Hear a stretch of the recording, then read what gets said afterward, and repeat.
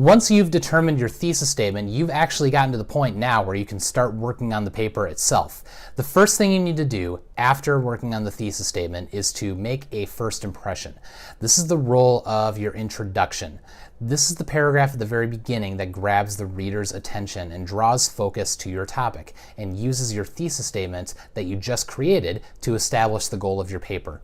Here is how you should structure it. Opening paragraphs usually start general and end specific, meaning you want to start by introducing the broad concept of your subject and then move into the specifics. The first part draws readers into the essay with important ideas related to the subject. The second part states or suggests the thesis and leads readers into the main part of the text.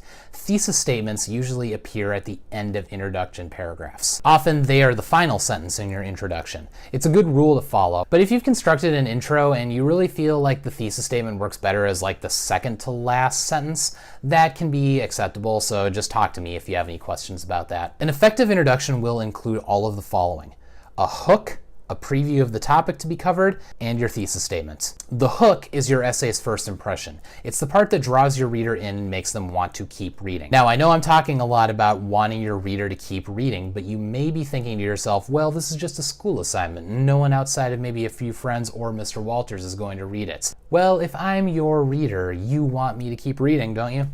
Believe me, that's in your best interest. For this reason, you want to make that first good impression in the first couple sentences. So how does one do this? Well, there are a few things to consider. What is unique or curious about your topic? What parts of your topic will your audience relate to? Is there any interesting or intriguing story or example related to your topic? Is there a surprising stat or statistic? Is there some kind of humor that would be appropriate?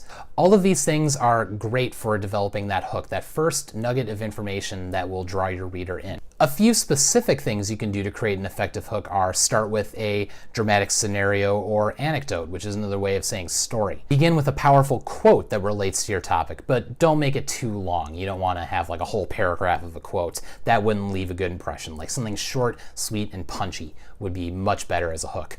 Appeal to like a universal experience, something that we've all gone through.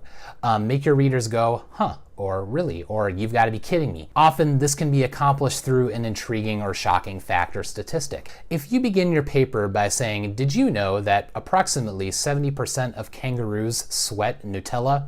I would definitely keep reading. Also, don't use that in a paper unless you can prove it. I think it's probably not true. A few things you want to avoid in a hook are using obvious or worn out expressions. Things like, I would like to tell you about, or according to the dictionary statements. These are turbo cliche, and you are all certainly more creative than that. Also, say nothing sentences. Say nothing sentences are just what they sound like, sentences that really don't say anything. They're too redundant or they're too repetitive, which means they don't have a place in your writing. The biggest example I see of this is a sentence like, kangaroos and Nutella are similar and different in many ways. If you look at the last part of that sentence, all it says is that they're similar and different in many ways. Everything in the world is similar and different in many ways. There's really no reason for that statement to ever appear in a paper because you can draw similarities and differences between anything. So make sure that everything you say in your paper actually makes a point, because it is easy to fall into the trap of, just saying things to fill up words or get to that word count. And say nothing statements are a really easy way to fall into that trap, unfortunately.